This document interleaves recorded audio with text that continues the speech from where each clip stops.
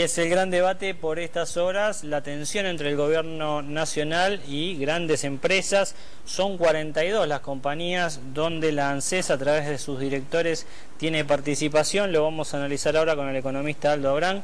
Aldo, bienvenido, ¿cómo estás? Muy bien, un gusto. ¿Qué lectura haces inicialmente de esta disputa? ¿Es algo de fondo? ¿Son formas? No, acá hay también un tema muy importante que en realidad trasciende a las empresas, ¿no? Hoy focalizamos en las empresas, pero acá hay un tema institucional que la gente tiene que entender. Cuando un argentino va y vota, le cede a su gobierno un enorme poder, el poder de los ciudadanos.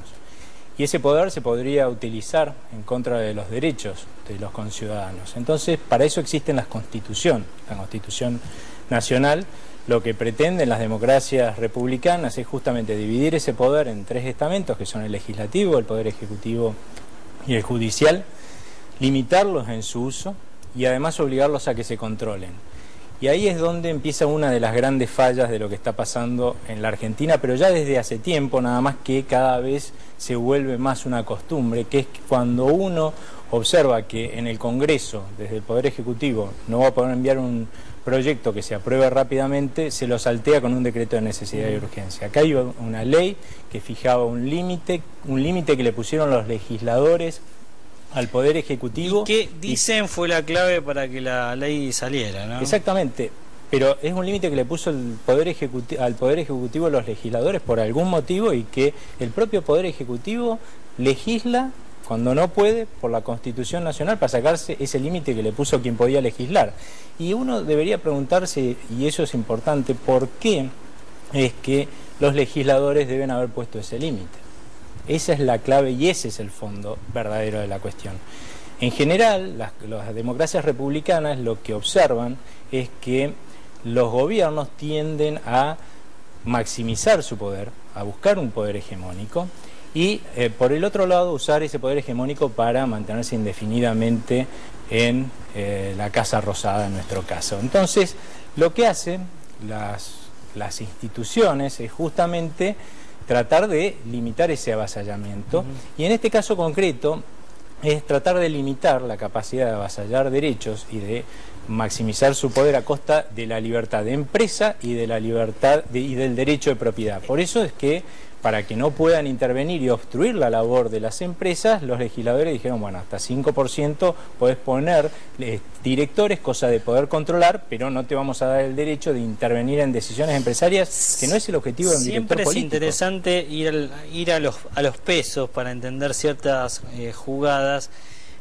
Siderar distribuye dividendos por unos 1.511 millones de pesos en su última asamblea. La Comisión Nacional de Valores la declara nula. Aparentemente había un interés de la Casa Rosada de que se distribuyeran más dividendos todavía, y tal vez aquí está uno de los ejes, ¿no?, de la problemática. La intención de la Casa Rosada de que los directores de la ANSES tengan más presencia, más poder, para también distribuir más dividendos de las empresas hacia el accionista ANSES, en este caso, que no es más que el gobierno, ¿no? Llama la atención que los accionistas privados no quieran hacerse de las ganancias, ¿no? Y debe ser por algo, seguramente porque esas ganancias van a ser reinvertidas, lo cual la verdad es que a todos los argentinos nos conviene. Así que a mí la verdad que me parece que en realidad, más allá de discutir estos temas de pesos, tenemos que empezar a discutir los temas que hacen a las instituciones argentinas, porque hoy son los empresarios que se están viendo perjudicados por un decreto de necesidad y urgencia que es inconstitucional. Ayer fueron los que aportaban al sistema de FJPs, ¿no?, sus ahorros, y que inconstitucionalmente fueron confiscados. Tenemos que empezar, en todo caso, a quejarnos en cada ocasión en que se violentan los derechos, para que en algún momento nuestros gobiernos encuentren un límite, Hay, ¿no?, fuertes versiones en los mercados, Aldo, de que la ofensiva esta, que por un lado podría tener un fundamento, si la ANSES tiene 30% en una empresa, si por ley el Congreso lo modifica, bueno, que tenga la participación acumulativa que le corresponde y no este tope del 5%, si el Congreso modificara la ley. Pero hay fuertes versiones en el mercado de que la ofensiva no se detendría ahí, y que después se buscaría que esos directores tuviesen más poder del que tenía inicialmente, porque el gobierno sostendría que están defendiendo el interés general o el interés común. Y en ese caso sí, ese 30% podría llegar a convertirlos en, no te diría fuertes dueños de la empresa, pero sí con un poder de decisión para tomar medidas como reparto de utilidades, por ejemplo. Sin lugar a dudas, cuando uno le da excesivo poder al Estado, corre el riesgo de que se violenten los derechos de propiedad de aquellos que invirtieron en esas empresas. Justamente por eso se les suele poner ciertos límites, más cuando venimos de experiencias no muy lejanas, fatídicas en ese sentido, porque hay que recordar que hay una empresa y una situación en una empresa que tiene directores del Estado, que es Papel Prensa, en la cual verdaderamente se han dado cosas que son calamitosas e inexplicables, y nosotros hoy le pedimos a los accionistas de las empresas que van a recibir nuevamente directores políticos que se queden tranquilos. La verdad. Bueno, está el famoso episodio de los guantes de box del secretario Guillermo Moreno. Hoy justamente un fiscal está pidiendo que se defina si se cometió un delito.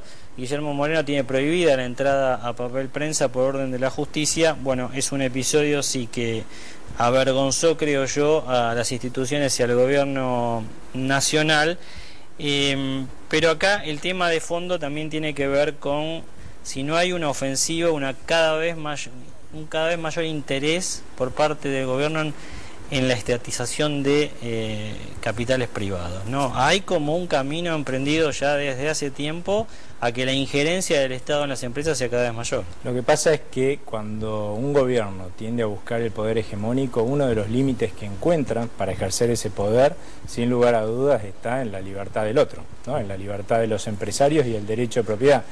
Y lamentablemente, si este camino se continúa, si bien hoy parece estar lejos, podemos llegar a terminar en una economía chavizada, ¿no es cierto? Y justamente, ¿cuál fue el objetivo en su momento cuando empezó su camino Chávez? Bueno, no tener límites en el ejercicio de su poder.